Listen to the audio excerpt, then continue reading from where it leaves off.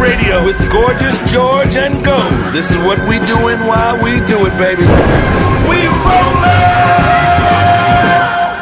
Covering MMA from all over the world, this is the premier stop for all your combat sports needs. MMA Junkie Radio, the only show broadcasting live from the Mandalay Bay Resort and Casino in the fight capital of the world, Las Vegas, Nevada.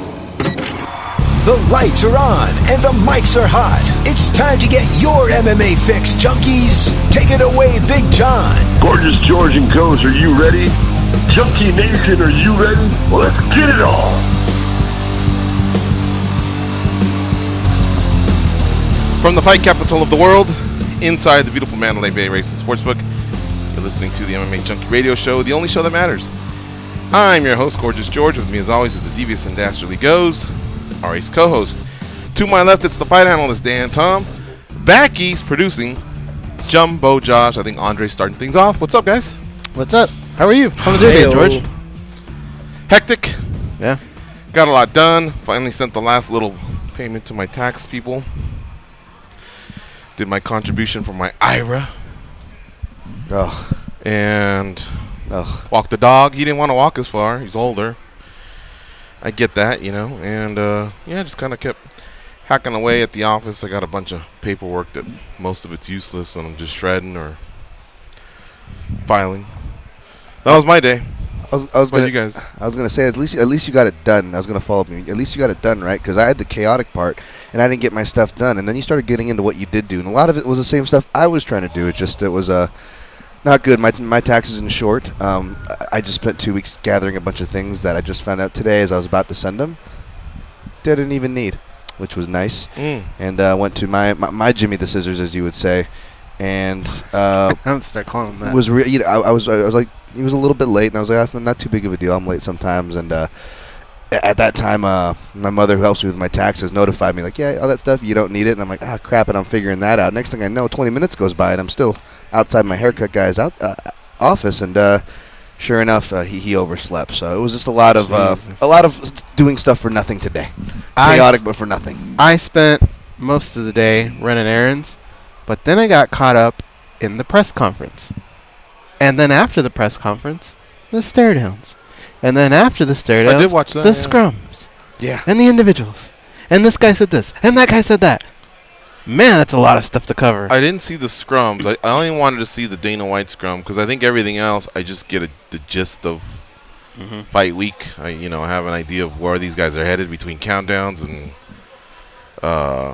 embeds. You know what I mean? And then even the stuff, we do a lot of sit-downs, I should say, with a lot of fighters from these cards. So you already start to hear things like on Tuesday and Wednesday. I don't really need to wait till Friday when the whole media's got access. Our guys hustle. They get there early. We have access early. A lot of people we talk to, even, weeks before. So I'm pretty well set there. I find embedded entertaining. If I have time for a countdown, great. But that media day, I'll just read about it. I got away from embedded now, a little bit. Did you? Yeah, I used to always get them all in at some point. I haven't seen one yet. Well, there's 5, so you can marathon it. That's about 40 minutes. That shouldn't be too bad. TJ Dillashaw obviously listens to the show because he did what we said he should do today. He did. Isn't that crazy? It was a series. So it was 4 videos on Instagram that he put out. And he finally, addressed his fans, all of his supporters, some of the people that are, like sponsors, personal sponsors or whatever, friends, family, anybody that's ever backed them, teammates, coaches. It was basically an apology. Well, addressing everybody and apologizing for, he called it a mistake. I know you have a problem with that wording a little bit, Goes. But he never said anything to the opponents. And he feels terrible that a lot of people that have backed him for so many years are having to deal with, people leaving scathing messages, I guess, towards, like Sam Calvita, the training lab people, maybe Dwayne Ludwig or his other teammates that he's still cool with. Who knows? He started off at Team Alpha Male, kind of migrated over to Colorado, and he's been based in California for a couple years now. So that's that team with Cub Swanson and Juan Archuleta, and I think Aaron Pico pops in, TJ Dillashaw. They got some killers there, man. Georgie Karakhanyan. But he never really said anything to the opponents, which is, I think, what a lot of people would like to hear him possibly address, or come out and say how long he's been doing it. Because if this was the only fight, which I get it, folks, if Dillashaw would say, well, this is the only one, I get that a lot of you wouldn't believe him. But let's just say he convinced you, look, I'm going to just put it all out on the table. You got me, which is kind of what he said. I'm disappointed in myself. I want to be a role model to my 15-month-old son. He said He said a lot of things that were right. But if he were to say this was the only fight, then I think that would at least take a little bit of the pressure off what a lot of people are feeling like he may have ruined other people's careers by being a lifelong cheater or a cheater in the or a multiple fight cheater. You see what I'm saying? Yeah. And that's something that I guess wasn't clarified. So that's what I think what I was reading mostly from what people said. You guys want to hear it? Let's do it. All right, let's hear TJ Dillashaw on Instagram addressing his fans. I messed up. I'm having a hard time trying to forgive myself for this, which I should have a hard time. I should have a hard time forgiving myself. I understand criticism and scrutiny coming my way. But what I really feel bad about is any kind of bad light I'm bringing on my coaches, my family, my teammates. They had no involvement in this, and I feel the worst for them. You know, I got a 15-month-old son that 30. I want to be a role model for. I'm sure there's a lot of other kids out there as well too. You know, it's tough. But I got to man up to what I did. You know, I accepted all penalties. I didn't try to fight this thing. I'm going to sit for the next 2 years. As of January 18th, 2021 is when I'm allowed to come back. The road to come back. Okay, so even though he was trying to tell you how he felt, he was also just reiterating the facts that we kind of all know, how long the suspension is and the disappointment, everywhere. But one thing, the first thing that jumped out at me was, and I think he says it here in the next cut, is he's already addressed a shoulder injury. He's going to, I guess, make the best of these 2 years. It doesn't sound like he's retiring. His face was really, really puffy. But then again, I think the last glimpse of me seeing TJ was probably his weigh-in and then the quick fight. And that's when he got himself down to 125, probably rehydrated to 138. And I think he I still don't know, looks puffy. it's probably a little bit of maybe the surgery, though. Surgery, probably just maybe eating ice cream. I mean, I don't know, but he looked a lot different. But just before we get to the next cut, what did you guys think there initially as you were hearing him talk? I don't think he's going to say anything that's going to please people that are upset with the situation. Like, he can't say enough to make people forget what happened. I'm happy that he came out and said something. Mm-hmm. I wish he would have done that a little bit earlier. Mm-hmm. Yeah, it would have been nice to just kind of throw in the people that he may or may not have fought during that time period. But, I mean, it's kind of a stressful situation, and sometimes things get overlooked. Yeah, as a dude who forever has a puffy face, even when I'm in shape, I'm the last person to talk about that. But no, I saw it too. But I just think that's man, after surgery and also after a big weight cut, we've seen the body respond, right? I know Kat Zingano has been one of the more outspoken fighters about showing the effects of what your body does after the weight cut. And I gotta imagine it's just that. I'm just more, I don't know, like, he's in the wrong, and I agree with Goes. Like, there's nothing he can say to really make that better, and it does suck for his team and his, they're gonna have to answer questions about that. These fighters that have nothing, it's gonna be taking away attention from their own fights, and that's a whole crappy situation. But I don't know if, and I'm going to be, set abroad with torches here, guys, but I actually feel bad for TJ / kind of worry for him. Maybe not feel bad for him. You just see the avalanche, and, like, people are pointing to, oh, he'll be okay. Look at other guys like Chael were successful after being popped by EPO, but I think that's a lot different of a circumstance. There are two different people in two different positions, and we're seeing that by the way people are reacting to it, whether it's online, fellow fighters, even guys who usually don't have, like, really bad things to say or really like laying the heat on TJ. And not that it's not deserving. I'm not defending him. All I'm saying is maybe I have too big of a heart in the wrong places, but I kind of feel bad because these guys are human beings at the end of the day, and we're not wired for all this social media and all this stuff. And the tarnishment that he gets, as deserved as it may be, I don't think we really understand the full effects. And I think it's much worse today with social media how it is than an athlete getting popped for something, in another decade. I'm curious. Can you co-sign on what he said? Well, one thing I did say, I don't know if you're referencing me, Dan Tom, about Chael. I actually used Chael as an example because, for one, he actually popped for the VPO. But what I was telling the guys, and I think it was you and Todd yesterday, I was saying he will come back to live. As long as he doesn't fall into a depression, I think the opportunities will be there to compete. I think when he comes back, if he does stuff like, hey, I am going to go undergo additional testing, maybe out of my own pocket, win some fights, I think he can still have a comeback. And I pointed to Chael Sonnen because Chael was able to come back, and look, he's headlining Madison Square Garden in a few months, and it's not a title fight, but it's still headlining Madison Square Garden against Lyoto Machida. There was another organization that is investing in him. He's with ESPN, the sports leader, you know what I mean, and having a thriving career there. His YouTube channel is blowing up.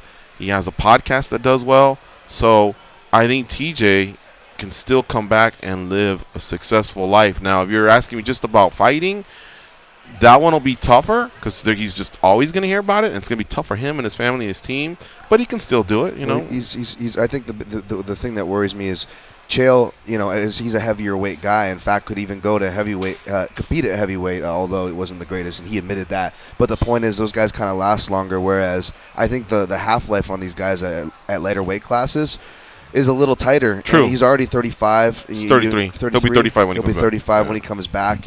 I think he'll have opportunities in that sense, but the difference is not so much that Chael is a talker. Maybe that's why you could argue he's got a podcast or will do better as an analyst role. And it's not just that he's a good talker. I mean, he knew kind of how to tackle it, whether it was the remember the political run-ins where he's like, hey, I left office the only way you should, in handcuffs. Like, he owns it in kind of a funny way. Mm-hmm. All that aside, guys, that's Chael's brand, and the problem is not only is that not TJ's brand, I think the problem and perhaps the reason why people are being so strong is that TJ's brand was being an athlete. He's one of the guys from On It to his own supplementation has really went gung-ho on that, making his own camp, not just his own gym, but his own camp that was his own gym, and that was Killishaw, and about being athletes, and we want high-end athletes, and I'm bringing this guy Sam Calvita, and Sam Calvita hired this nutrition, and that's a whole other thing if people want to look down that rabbit hole. And the brand itself is very much athlete, performance, tying to science. And he was just throwing it, taking pictures of him flexing. Look at good shape. We're using such science you don't even know about.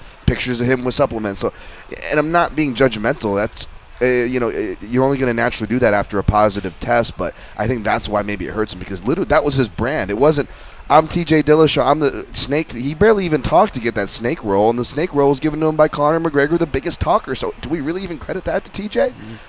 He branded himself as this high-performing athlete. That's the problem. The martial arts story. Well, coming back as a high-performance athlete, that will be difficult for sure. Yeah. I agree there. But coming back as a champion, as a contender, that'll be difficult as well. But in 2 years, a lot of fuck-ups will happen between now and then. And I've seen a lot of athletes turn it around and come back from way worse than what TJ Dillashaw's done. Mm-hmm. So it all depends on how he handles it now. This was a start. I think, like I say, others are still waiting to see if he'll be a little bit more specific about how long this may have been occurring. Yeah. And if so, what will he say to those other athletes? But the reason I bring it up is because he used the word worried. And I felt that same way when I was watching him, because I've seen people put out those type of statements, usually later after incidents like that, and he looked very foggy. Yeah. I don't know if it was the surgery. Probably the surgery. But he looked very concerned with his words. He didn't look good, dude. Yeah. That did not look very good. Well, the surgery for starters. Yeah. And 2, this is difficult, what he's going through. It just looked different. 3, I think. You've been around him, you can tell. I think he's a public figure, and he knows whatever he says is just going to get mutilated online. Mm-hmm. You know, there's like there's nothing you can do. Like I've joked around before. The Pope can say, "Hey, I just saved a little kitten," you know, Right. and somebody will go, "Well, shouldn't you be doing blessings right about now? You know, why are you saving kids?" Right. Like he can't win either. But well, you know, it remains to be seen. That's for sure. Let's not forget, too, people. It's not just him reacting to this week. It's been for, what, a month now? Because this has been happening since not only do you get humiliated, you get knocked out, you know, by a guy, and in front of how many, you know, the big UFC debut, your chance to be a double, all that gets thrown. And we saw how distraught that had him because he had all those grand plans afterwards. But now after that, when he was flagged and relinquished, I mean, that he's been dealing with that for about, what is it, a straight couple weeks now, guys. So it could be, you know, again, not trying to read too deep into what we see here in the video, but, you know, we don't know where he's been this last month and what he's been doing. So I guess that's why I just worry, you know. Hopefully he's not reading too much of those headlines. Okay. We'll do a couple audio cuts when we come back. It's MMA Junkie Radio on Fight Nation Channel 156. We have Cory Sandhagen coming up as well, speaking of the UFC Bantamweight division. We'll also be talking to Chris Leben, who got a win this past weekend at Bare Knuckle Fighting Championship 5. And, of course, we'll address the weigh-ins, the press conference that took place out in Atlanta, Georgia. Because, as you know, tomorrow's UFC 236, and lots to cover there as far as Goes and I doing another sportscaster broadcast and a lot of pre and post fight on our channel. So stay close. I'll tell you all about it when we come back.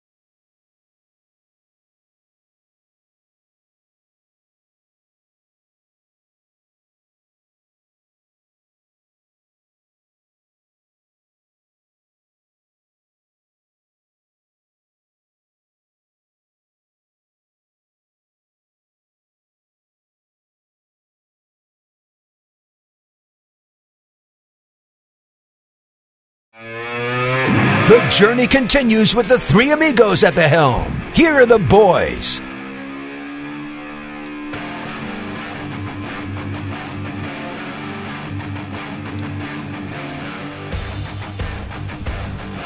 like this song. Isn't this how Busted Open starts? Oh, no. Yeah, right? I believe so. I think so. One of the shows. Yeah. All I know is it feels like for the last decade, a lot of movie trailers will use this song. Yeah. Have you ever listened to the lyrics? No. Well, we had this for 2 years, and Josh informed me what the lyrics were, and I was blown away. I never listened to the lyrics. What are they? Tell me quick. Well, it starts off with "When I get high on speed." Oh, okay. What else? Is that it, or? I don't have them all. All right, it's MMA Junkie Radio on Fight Nation Channel 156. We were playing some TJ Dillashaw cuts. He did an Instagram video in 3-4 different parts. We have 3 of them. And he basically is addressing his family, his friends, his supporters, his fans, whatever, everybody, that follows him about these 2-year suspension that was handed down by USADA, 1-year suspension that was handed down by the New York State Athletic Commission because he tested positive for doping, EPO to be exact.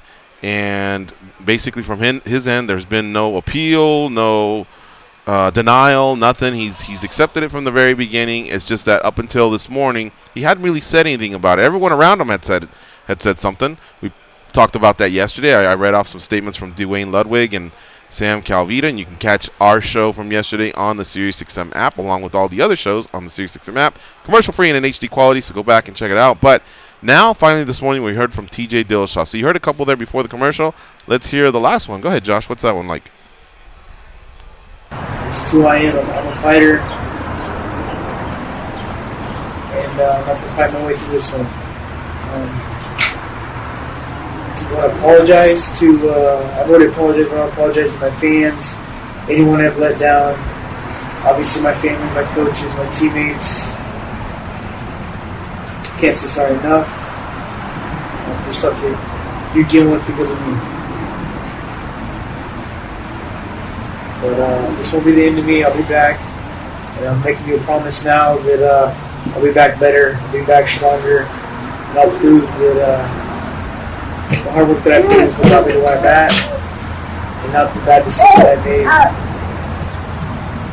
And all I can do to redeem myself is work hard, be better. I want to be better, and I will. Did you hear more right things or wrong things in him addressing his fans? Right things. Yeah. Right things, but kind of like what Ghost said earlier, there's only so much you can say at the same time. Mm-hmm. What would you have preferred he say still? What are you still wondering or wanting to hear?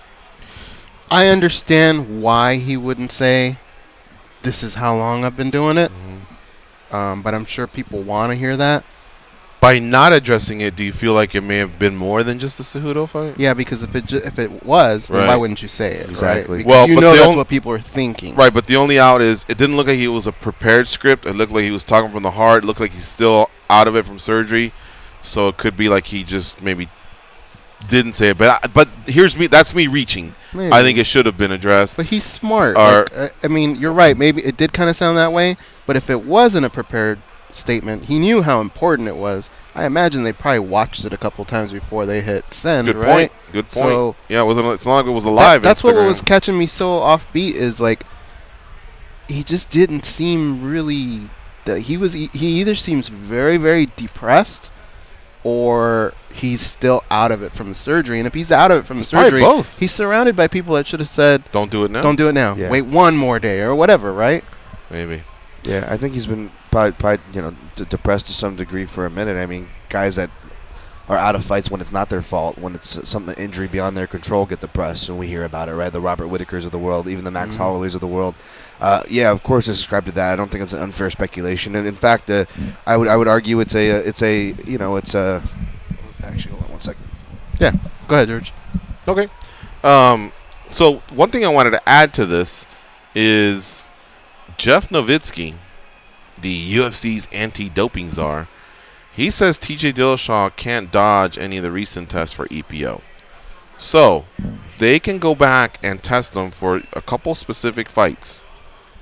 Well, let me just read it like this way. All right? I don't want to confuse anybody. In addition to the test that caught the UFC champion using the banned performance enhancer, that he was tested Dillashaw was tested for EPO in connection with the fights against Cody Garbrandt, John Lineker, and Rafael Assunção. All came up negative. What the hell? That's different from something else I read.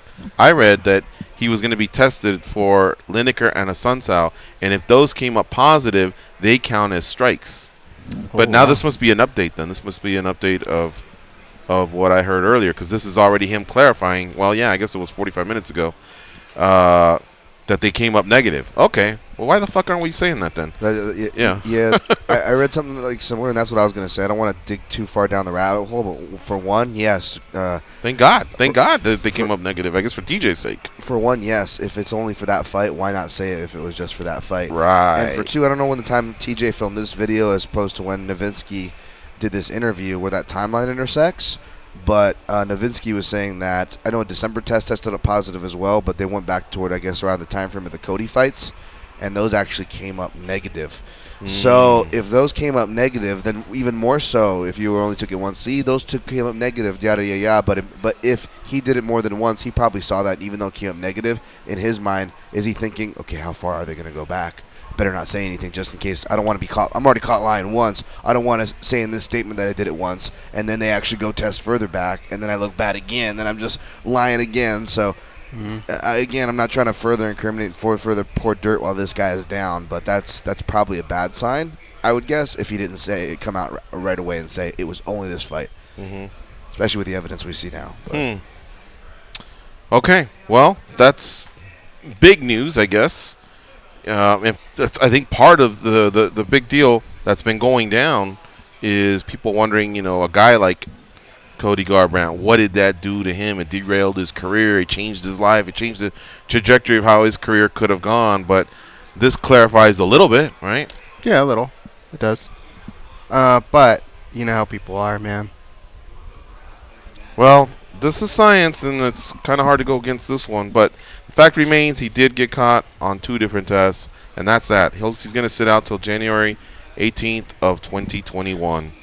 Look, I'm sure there'll be more to say about this, but we got to go to our next break because we're going to talk to Cory Sandhagen, UFC bantamweight, who's got a fight coming up later on this month, and it's a good one against John Lineker, who was just mentioned a second ago. That's a great fight there in the 135-pound division as it now starts to sort out. Remember, Henry Cejudo and Marlon Moraes will fight for that vacant, undisputed bantamweight title that TJ Dillashaw just relinquished. But there's some chasers. Could the winner of this one be one of those chasers? We'll talk to him when we come back. MMA Junkie Radio on Fight Nation, Channel 156.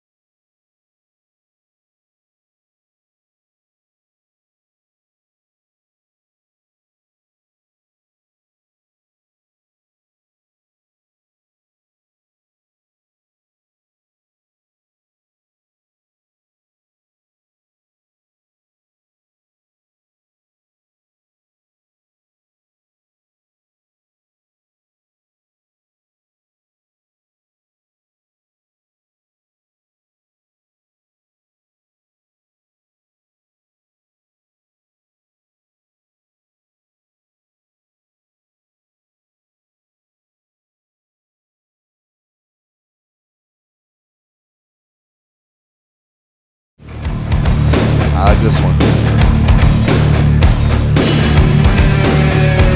Put excellence and excitement in your Vitamix. Add ice, and you get MMA Junkie Radio.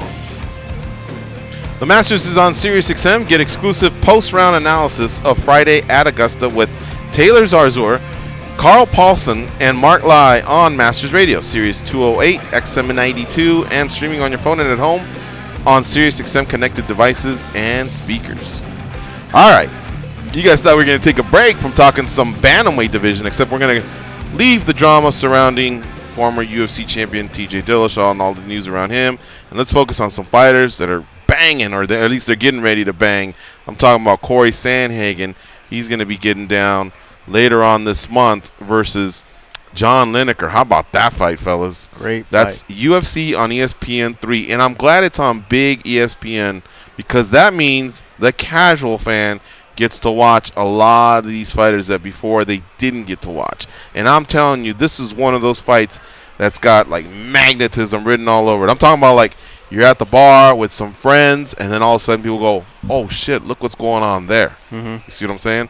So I'm glad that this fight is focused on the main card. Main event, of course, is Ronaldo Souza versus Jack Hermansson. This is the second fight on the main card, and Cory Sandhagen joins us now on the hotline. Hey, Cory, how you doing, man? Welcome back to MMA Junkie Radio. Hey, I'm good, man. Thanks for having me on. Of course, man. We love having you on. Love your fighting style, and just been following you through even before the UFC. So happy to see these big fights coming your way, my man. You and John Lineker, that's got fireworks written all over it. Yeah, this is a really cool fight for me, man. Kind of like my first big one. Haven't really fought like someone this dangerous in a while, so that'll be kind of fun to re-experience kind of like what it takes to fight someone like that. But yeah, man, I'm pumped for it. I think it's going to be a really awesome fight. Yeah, I mean, me too. A lot of times, a lot of fighters have to get to about their 6th or 7th fight before they get like a ranked veteran, you know what I mean? But you're only 3 fights in, and you got Lineker. That's awesome. Do you think it was anything? You think it was just the success you had in those 3 fights, or were you aggressive with the matchmakers in any way? Like, how did you get this fight so quick? And I'm not hating on it, by the way. Yeah, no, man. I don't really know, to be honest. I don't know if I think it's got to be that the UFC really wanted to fight with me and Lineker. I know that like my first 2 showings, and obviously after that Alcantara fight, I had like a lot of momentum behind me. So we were trying to ride that momentum a little bit and ask for someone top 15. So that's when we got Almeida, which I was pumped about too. Like that would have been a high enough rank for me in my 3rd fight. But it just so happened that Almeida pulled out, and then Cruz pulled out for Lineker. So I mean, it was kind of just like a coincidental thing where it was just a bit of luck on my side, and then after my last performance, I think it made the fight a lot more interesting for everyone else. So I mean, I'm really excited. It's gonna be my big shot to like make my big name, Yeah, I mean, like in our USA Today Sports and MMA Junkie rankings, we got Lineker at number 6. So I'm telling you, you get past this one, and because it's still fairly early in the year and you do seem to fight at a 3 fight per year pace, who knows, man? Maybe you can get a shot by the end of the year or in early 2020, whereas before this matchup, I would have said he's still got about 3-4 fights left, and then it's time for a title push. But again, I'm not hating. I'm happy for you. But what I did want to ask you, and I understand if you got to hold some cards close to your chest, are you ready for a John Lineker? He's got a lot more experience than you. All right, and I'm not saying your skills aren't up there, but like I'm talking about experience-wise, and did you want it to be this fast-paced? You shooting to the top of the division. Yeah, I mean, like that's kind of. I mean, I know that my skills are where they need to be, and they're at like probably top 5 championship level. But getting that fight in my last fight, to be honest, was a little bit. It made me pretty nervous, making a jump that high that quick. So I do like that I got one more fight of experience in before, and it was a really good performance. I get to ride that kind of bit of confidence into this next fight. It feels like it already feels like I feel very comfortable. Whereas before that last fight, it was like man, this fight is very out of my comfort zone. I know that I have the skills to beat him, but I wasn't nearly as comfortable as I feel now. So, I mean, that's kind of the question that everyone's going to be asking, right? Like, is Cory really that good? Is he ready for a big fight like this? And I think it's going to be really cool for me to show, like, how mentally stable I can be in such a chaotic fight. So I'm really looking forward to that. Cory Sandhagen's our guest on MMA Junkie Radio. He is going to be fighting on April 27th at UFC on ESPN3, and this is taking place in South Florida. It's called Sunrise, Florida, but we'll call it Fort Lauderdale/Miami, that area. It's going to be popping, man. It's got a great main event with Jack Hermanson stepping in for Yoel Romero against Ronaldo Jacare Souza. And, of course, our guest, Cory Sandhagen, he's taking on John Lineker. That is a cracker. All right, Goes, what do you have for Cory Sandhagen? Cory, I'm going to say this with the utmost respect. At some point, we're going to have to break down your fight. And I am going to feel like a fool the day I do it, because I feel like no matter what we say, we think Cory's going to do this, we think John's going to do that. The second they're standing in front of each other, it ain't going to matter. Because I think a certain animal comes out of both of these particular fighters. And you're right, it's going to be all over the place, this fight. How important is pacing in this fight? Pacing, I don't know that pacing is really the word that I would use to describe what's going to be maybe like the harder part about controlling that like really wild side that's inside of me and Lineker. But I would say discipline is more the word. I know that my pace is going to be much higher than almost everyone else. Like me coming from altitude and like with how hard I work and how hard I push myself, I don't really see too many opponents that I face being in a better shape than me. But discipline, yeah, definitely. Like if I'm going to stand in front of Lineker and just throw punches, that sounds stupid for anyone to do. So me staying disciplined and me sticking to the game plan that me and my coaches have is, it'll be a little bit of a challenge because I like going out and just fighting. But that's how you beat Lineker. So we heard from Frank Mir the other day. He had mentioned that he can hear people in the crowd having normal conversations. And some fighters say they tune it out completely. But that crowd's going to be popping. And then ESPN era, you throw that in. Do those type of things register in your head during the fight? Bonuses, all sometimes. That stuff? Yeah, sometimes, to be honest. I don't really know. To be honest, man, every fight is different, you know? Like, I know that with Batista, I wasn't feeling that great. But I went out and performed really well. And then against Alcantara, I felt great, but still got caught in that armbar really early. It's just all over the place. For me, like, the most important thing that I work on is, like, no matter how I'm feeling, it doesn't matter. It should not affect, like, how I perform. And when it comes down to it, performing is really the only part of the fight that matters. And all of the rest of the stuff can be what it is. All of my focus is just on performing well. All right, Dan Tom, our fight analyst. Dan, what do you have for Cory Sandhagen? You know, Cory, I was going to ask you as well as how much of this is going to be, free-flowing, Cory, and how much of this is going to be kind of more the mental side. And I think you kind of nailed it, more discipline. And my co-host is a bit more clever about asking the questions. So I guess I'll ask you a little more direct. Who are you working with for maybe your wrestling for this fight? I mean, I know you're working at Easton Training Center. Obviously, great jiu-jitsu people there. Obviously, great minds for how to apply that to MMA. I'm not trying to discredit anybody there, but just curious, are you working with anybody for wrestling for this fight or in general for your camps? Yeah, I've been working with Dave Zabrinski. After Leister left, Dave kind of took over, Coach Dave Zabrinski. Dave's like a really good dude. To be honest with you and to answer your question, like, very honestly, I don't think that Dave is a super huge name in the wrestling world. I do know that Dave is a very skilled, I think he was All-American, D1, blah, blah, blah, like a wrestling coach should be at the level that we're all at. But I was a little bit skeptical because he had never had any MMA fights, this and that. But after working with Dave for, I think it's been like probably 3 or 4 years now, man, like when I do what he says, like it works. So like, to answer your question, like, yeah, the coaching staff that we have and kind of everyone on the team is a little bit quieter, a little bit more humble than some of the bigger gyms. But, all of the stuff that we're doing is very high level and it works really well. So I feel very confident. I've been working on my wrestling a lot, too. I trust Dave a lot. But, yeah, Dave Zabrinski's been my main wrestling coach since since leaving Muscle Farm.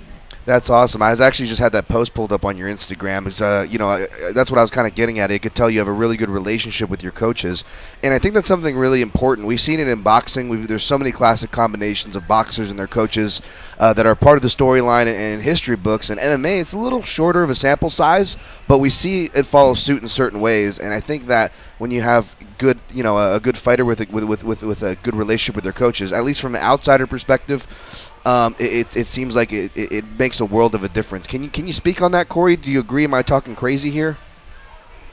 No, yeah, man, I 100% agree with you. There's a level of relationship that you have to develop with anyone in order for you to trust them.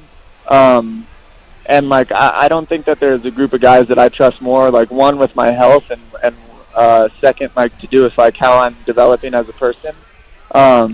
But then also like seeing me succeed, So it's not like, and once that trust has been developed and like that kind of like connection and knowing that I love them and they love me, and no matter what they say is coming from a place of love, and vice versa. When you have that with your coaches, that's very important. Like, I don't have to feel like I have to hold anything back from my coaches, because they all know that it comes from a place of love. Like, they know that if I say something or if they say something to me, then it's coming from a place of love, and I don't take offense to it, and I listen to them, and they listen to me too, and that's extremely important to have that trust. Oh, there's been a shakeup in your division, Cory, and I wanted to ask you, who do you think will be champion by the time you're fighting for a world title? And is that different from this question? Who do you want to be champion when you're fighting for the world title? I don't really know, to be honest. That's a really good question. I think that I see myself getting that title shot in 2020. Depending on, I think that I'm knocking on the door if I finish Lineker and I put on a really good fight and finish him really impressively. I think that I'm definitely in that talk, whereas as of right now, I'm definitely not in that talk. But with Lineker, or I'm sorry, with the champ, like I could see Marlon having it for a while. I think that Marlon's really good. I think that he's going to kind of smoke Cejudo. He's going to be way too big for Cejudo. And I kind of like Marlon a little bit more. I think that he's a pretty good dude from like kind of what I've watched from his interviews and stuff. And I always root for the good guys. So I like Marlon a lot. I think that he's going to probably be the champ for a little bit. We have a lot of mixing up, like you said, but I don't see too many guys being better than Marlon and able to handle that. But yeah, I mean, it's interesting. I mean, anything can kind of happen at this point in the division. So I'm not really sure. Because when you started, it was kind of like that holy triangle of Dillashaw, Cruz, and Garbrandt, and now all of a sudden that's just, it's different now. Now we have those two guys. You have the flyweight champion coming up to fight, and Marias, he's been beast, and I got to give him his, no doubt. Now, the last question is, again, going back to the Dillashaw name, somebody what did you think of just when you heard that, and do you have any comment, I guess, about everything that went down, how it went down, and it's been a big shakeup within your division, because obviously there was opponents, and we know even Munoz has had an incident, and so anyway, any thoughts on just your division, and then what happened with TJ Dillashaw? Yeah, sure, man.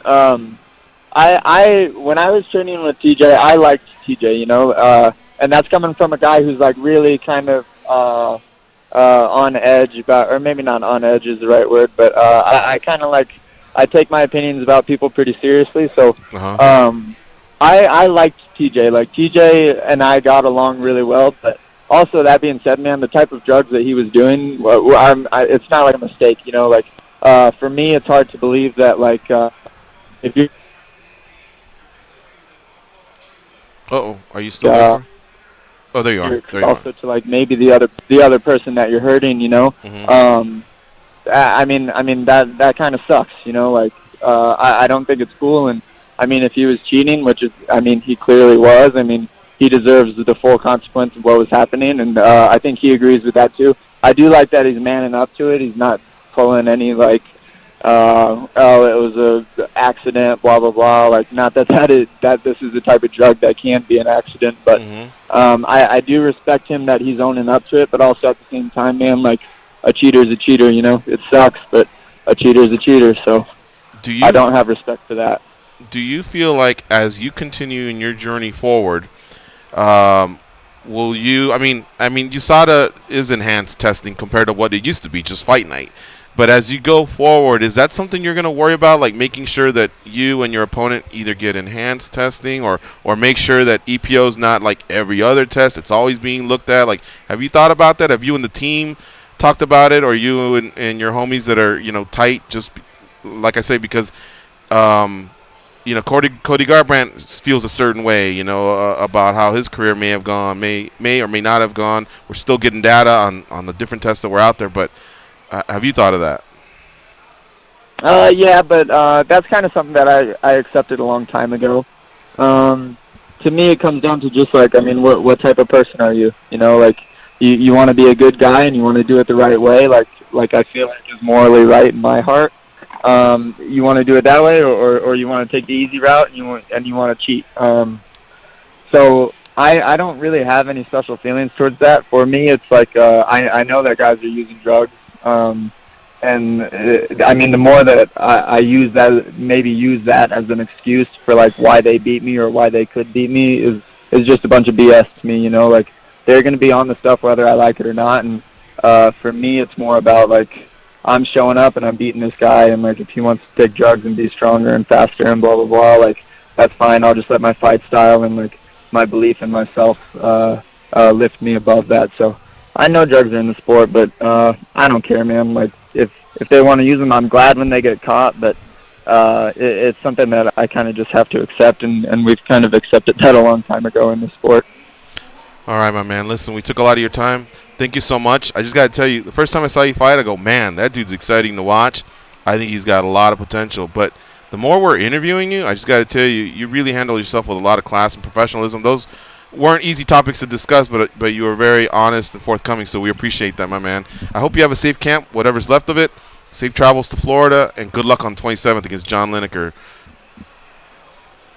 Heck yeah, man. Thank you, guys. I really appreciate you guys always having me on, and I'll talk to you guys after Florida. Cool? That sounds great. All right, thank you, Cory. Take care. Easy, Cory. All right. All right, later, fellas. All right, bye. On Twitter, at Coors_life. CORS_life. That's Cory Sandhagen. A dude that I've been really, really pumped up about. And hopefully I'm not going too overboard, but there's just a few people. Remember Paul Felder did that to me? The first time I fought, I go, man, I'm never going to get a Reebok jersey, I don't think. But if I ever was, I just love certain guys' fighting styles. Felder, Sandhagen, there's been a few of them. Anyway, we got to jump to this break right now. It's MMA Junkie Radio on Fight Nation Channel 156. We will be right back. Still more to discuss. Remember, UFC 236 is right around the corner. Plus, we got our daily debate as well.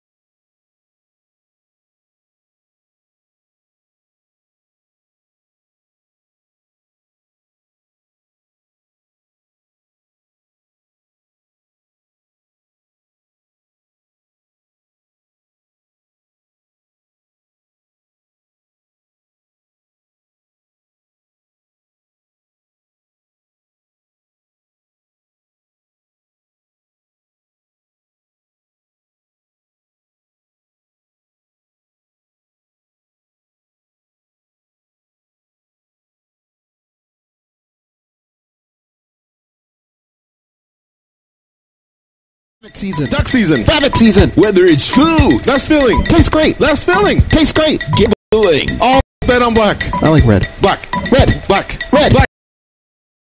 Or even social media. Instagram. Snapchat. Instagram. Snapchat. The same applies to the biggest stories in MMA. Time for MMA Junkie. Lever. There. Yeah. When I announced it for Kevin Lever, super excited. So I'm going to go with that one. Okay. How about you guys? Wait, what was your number 2? Well, no. Tell me that in a second. Go ahead. All right, so this is the way my day started off. My day started off with Iaquinta and Cerrone. All right, fireworks. There's no way that fight's not gonna be good. But then when I saw Lee and Dos Anjos next to each other, Lee, He was they were trying to respectful. poke. Yeah. Lee was trying to poke. It didn't work too well, but if you watch the stare down at the end when That they was a bring good them one. together, Yeah. he wanted to get closer and they had to move him back. So I feel like with more time, that's gonna heat up even more. Mm-hmm. And Dos Anjos is not a guy you piss off.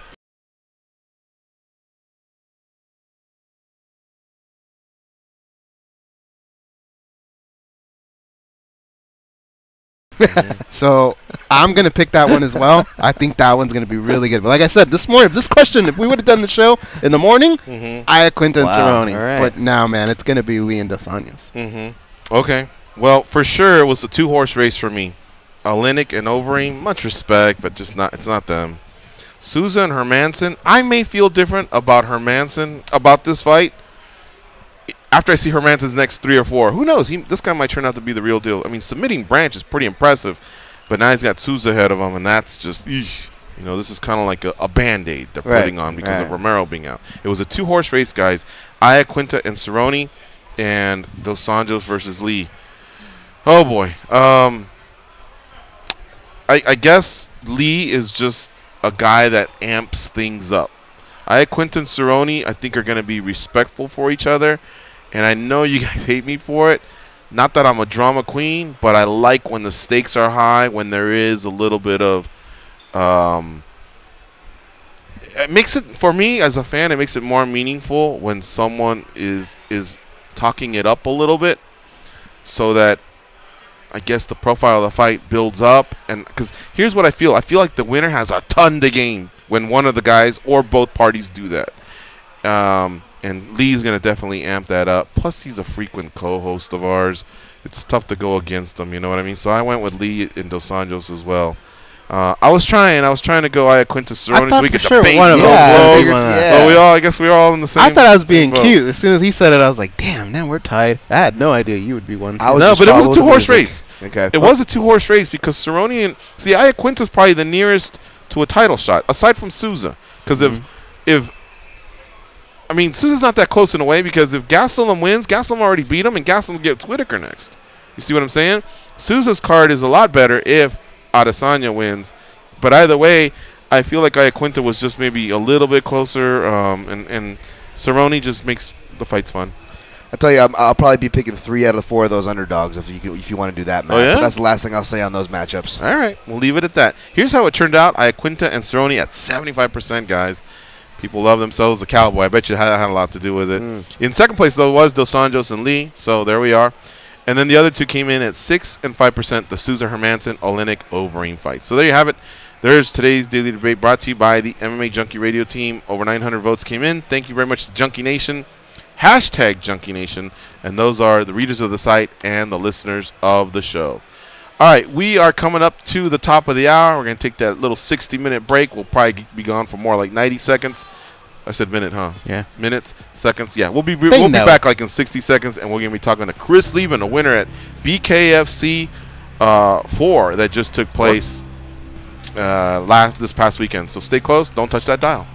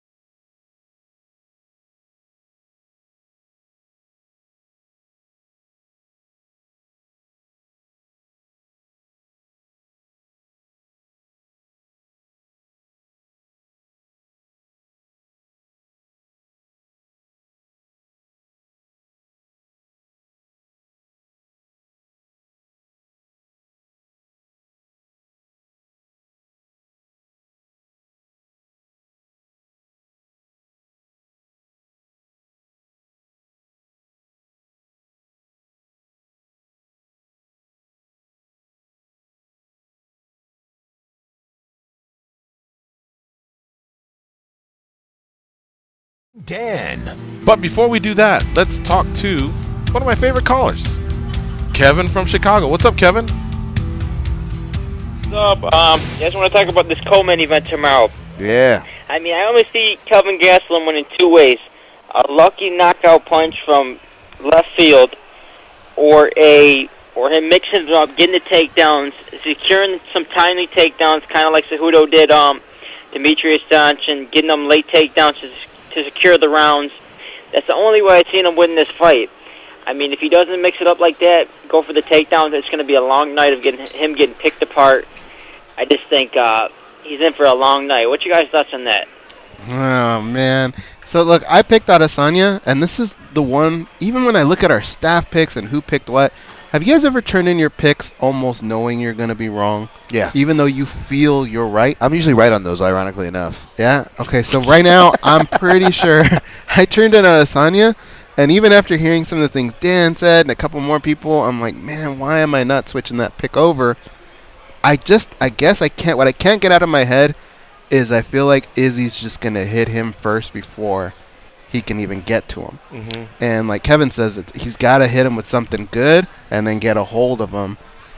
But I don't know, man. I mean, because a fighter like Israel Adesanya, every fighter at some point runs into that guy where we go, oh, okay, you know, he just isn't really ready for this level just yet. He's still getting better. Don't we say that type of things? Mm-hmm. And isn't Kelvin usually the guy that does that to people?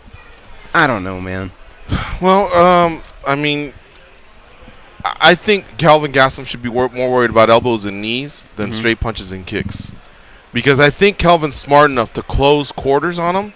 But as far as the wrestling, if he had like the type of timing that GSP had, which not many people have, then I'd say, yeah, I see some paths to victory. Because you need to win 3 of those 5 rounds. He could, of course, knock him out. Yeah, he could do that. But Adesanya is a pretty skilled kickboxer. You know what I mean? He's just not going to get tagged either.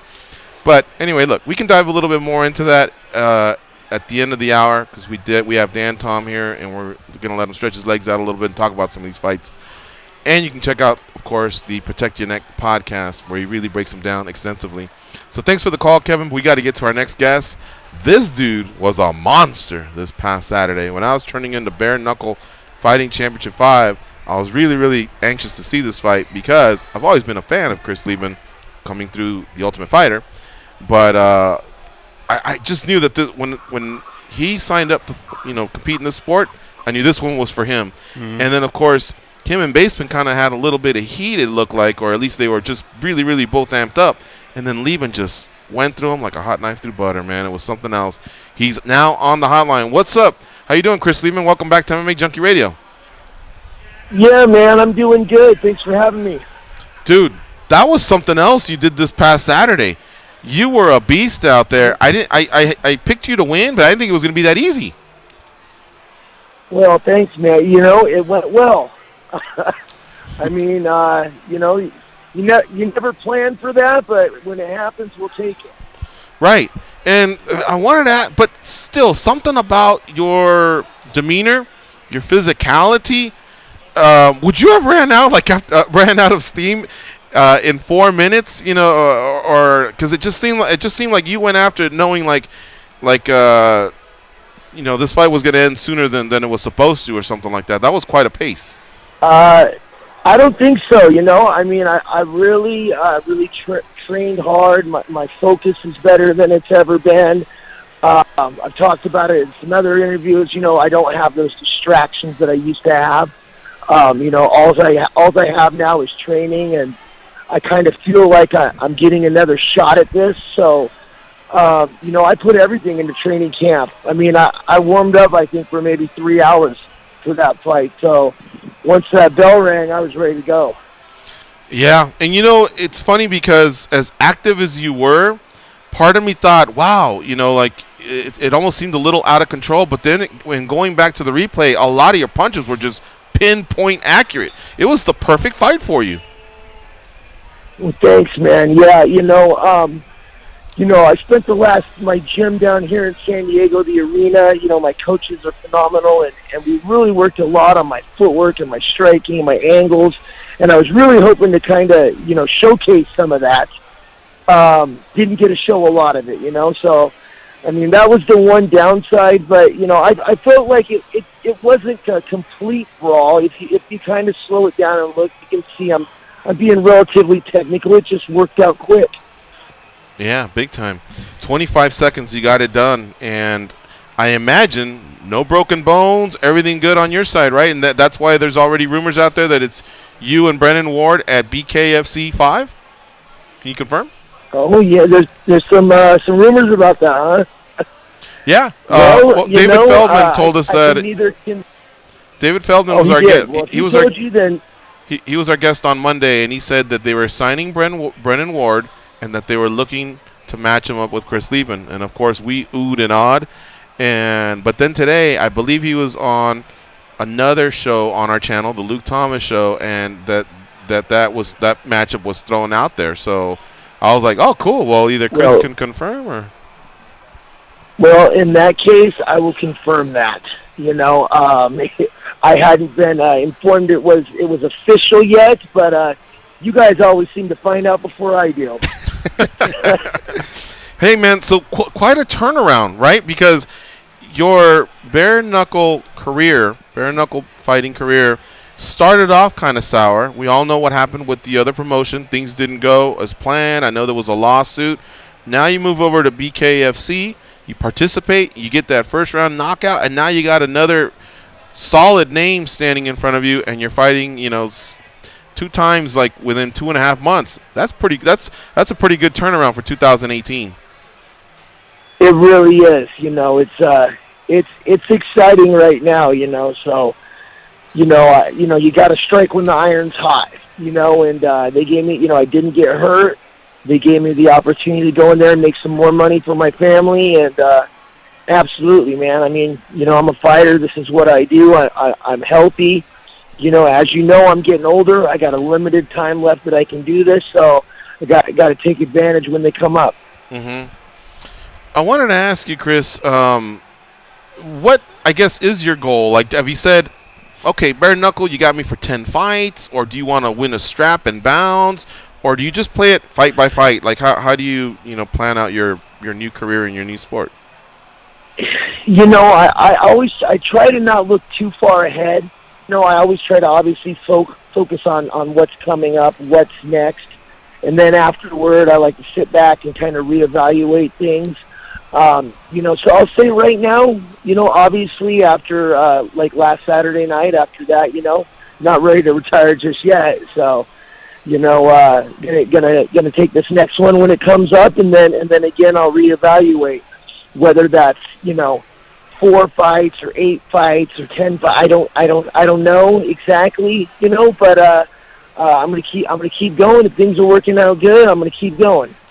Chris Leben's our guest here on MMA Junkie Radio. He's coming off a big win at Bare Knuckle Fighting Championships 4, and he's already slated to fight at Bare Knuckle. Hey, Chris, it was great. Let me ask you something. You've been kind of getting your health in order before any of these bare knuckle fights. Wrong. I read about, you know, you taking, you know, more supplements as far as turmeric, wheatgrass, ginger. Kind of just looking out for yourself and your condition. Am I correct there? Yeah, 100%. You know, I had some pretty serious heart issue across his arm where his nose just kind of popped right on the referee. That is crazy. All right. That's what I was saying. So that was a little bit interesting about, you know, the bare knuckle. I've never had that on, actually. When he came out and screamed, and that's when I kind of started to slap myself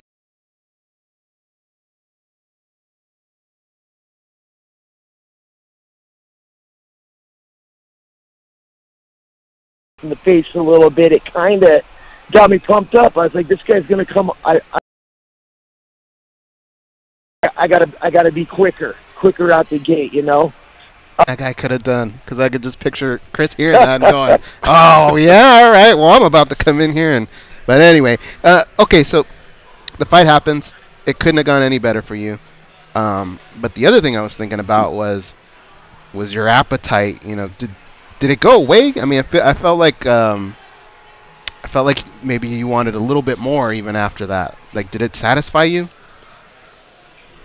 You know, again, it kind of goes goes back to some of, wanting to showcase the new Chris Leben and some of my newly developed. You need to fully showcase that. So like I'm ready to get back in there.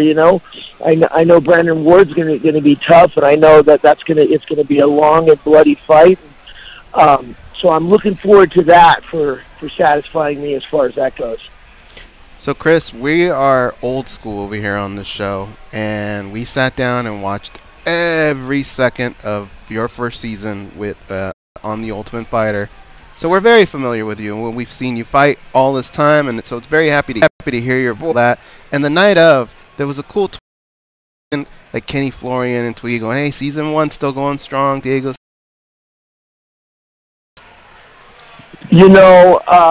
Actually, Nate Cory sent me a text, and I saw the article, and I was like, in the house, he really didn't have beef with anybody. He's just a funny dude. And then we recently had our reunion, and him and Koshek were the only two not to be able to make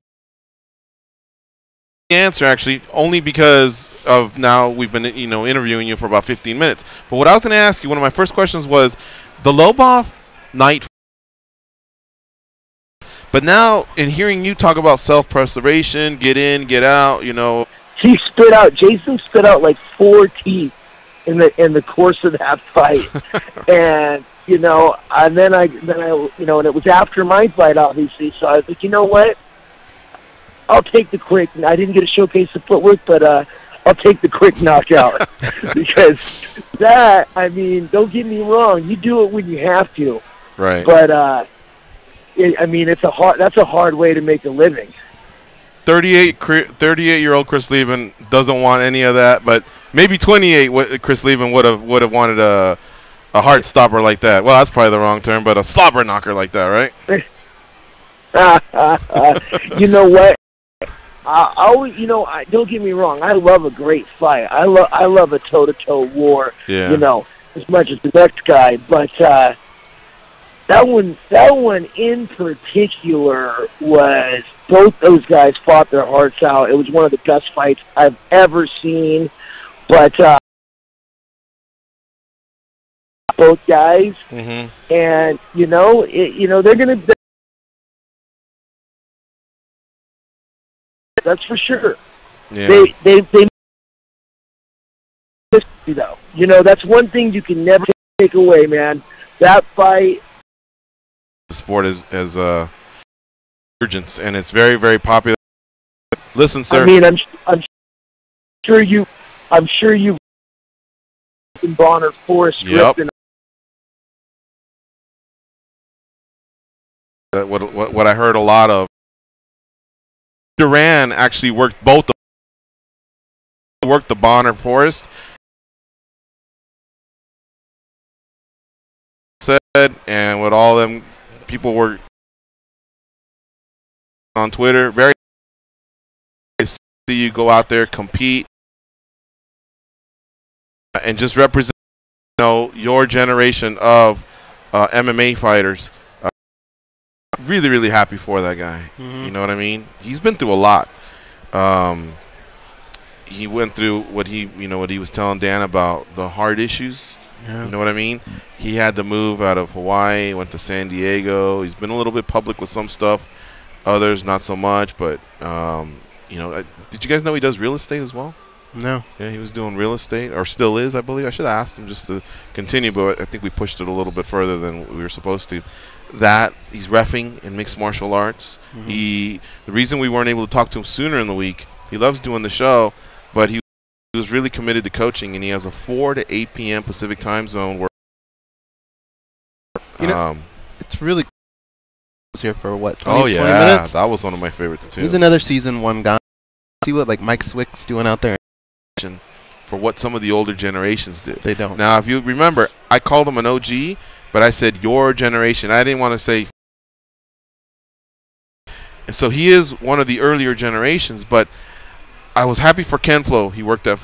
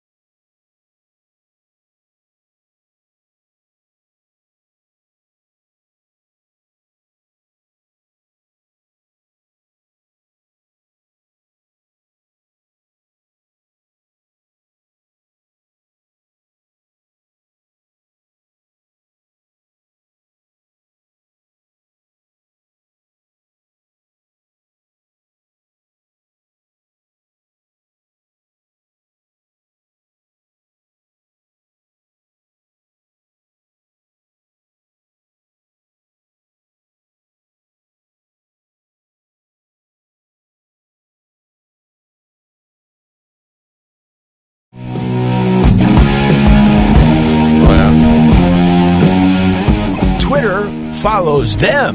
Here are Goes and Dan Tom. The Seattle Mariners catch the live play-by-play on Sirius 209 XM89. Where the numbers at? But I do want to say this: Lesnar in DC is not official. It could be DC and Miocic. Just wanted to throw that out there. Seriously, that fight isn't even in the works. That fight isn't even in the works. That fight might not even happen first. I know. Yeah, that's what Cormier said too. What happened? Nothing happened. We haven't even talked to Brock. So he's not. There's a chance he might not fight again. Yeah, no, I don't know if he'll fight again, but we don't have a date for him right now. The first fight might be Stipe. No. Well, really? I am okay with it. Okay. And it probably they want the same fight that everybody criticizes all the time. Right. I just feel bad for Stipe because they're only getting his hopes up. That fight ain't happening, Jack. I'm telling you, Lesnar will make there's the call. no.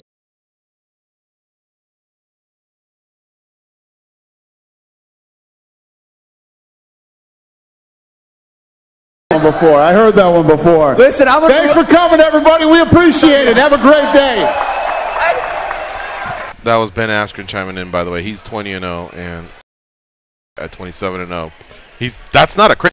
In the other divisions, divisions are healthy. If you're worried about that, then you shouldn't have created 25 and 45 because that's what you did, the 35 and 15 in a way. I mean, you heard the crowd, right? They were for it. He has the easy. Believe in the 165, but here at the UFC, you know us, we try and. I don't get it. You think he's gonna? Yeah. All right, so do I. These fights. Dan Tom, you got to see the guys weighed in. They all made weight. Hell, Izzy came in 2 pounds light. Saying, it could be my last fight if I win. I've got things to think about like family, and there's nothing wrong with that. But we've heard this story before, guys. When guys are talking about that, when they're getting older, when they've hit a certain point in their career, and he's kind of hitting all those check boxes, which is great, and I wish him the best. I'm an Alan Jouban fan, but as a better, I'm going to keep my money away from that one. That is scary when they talk about that. Yes. How about Here's the thing about Hayes. I remember him all the way from the team league. I forgot. IFL. IFL, that's yeah. Right. Once he got to the title shot and lost, I see this with a lot of fighters. It's 6 to 8 Eastern with Jimmy Smith and R.J. Clifford. There's a post-fight show from 1 to 2 a.m. Eastern early Sunday. For you West Coasters, it's 10 to Nation Channel 156. Jimmy Smith and Dan Hardy.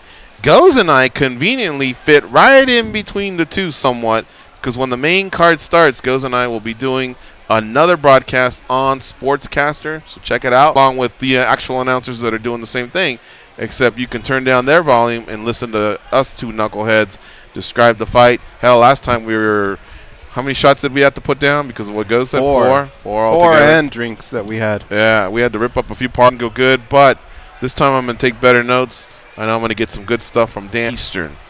And we'll be right back after this break to close up shop.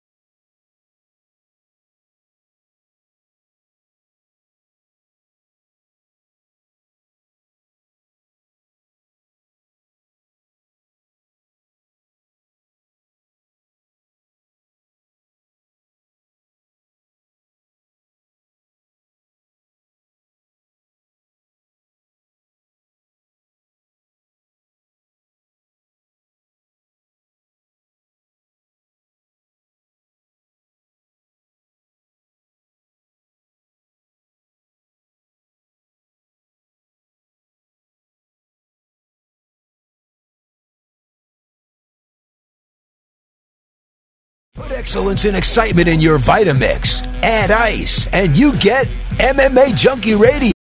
Fine edition of MMA on our YouTube page, youtube.com/MMA Junkie Video. Myself, and Dan Tom.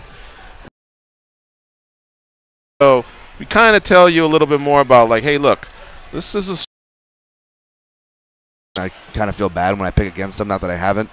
But, yeah, I picked him there, whereas Boston Sam and all Hawaiian jinx him. Or maybe I shouldn't play it today with the way the luck's going. But, yeah, I forgot my stash, but I may have to go to the ATM, and I don't like to do it that way. But that's how confident maybe placing a little bet of the counter on Mr. Boston Sam in there. I think it's the 2-year layoff. Prisoner DC stuff, the press conference today. How about the press conference? Did you guys catch anything there that stood out to you? Looked like really the only ones that were going at it were Marias and Sahu. That he gave Kevin Lee. Seriously. It's Lee cut 3, I think. All right, let's do it. Here we go. I mean, that's one of the options out there. I said I want to compete against the best. So if Ben and me end up beating, then that'd be some fun. You know, he's got the curly hair going on, so I might be interesting. He definitely gonna get that. The last fight, even you bringing up Ally Quinta and all that, it's like, you know, start feeling really guilty about it. Tweet. Oh yeah, he wasn't there, but he tweeted. I like that tweet too, and I hate to. I don't want to ruin the momentum of our gossip talk, gentlemen, but I would argue more important than tweets and all the stuff that we, you know, I was getting tagged, so I wanted to make sure that I get it out there that it really is truly god dang impressive. Sorry to try to monitor my language, but what you guys done, and I appreciate it, and I speak for many listen that you guys have been a big function in our lives more than you realize. So thank you guys. And you're part of the team now, so thank you.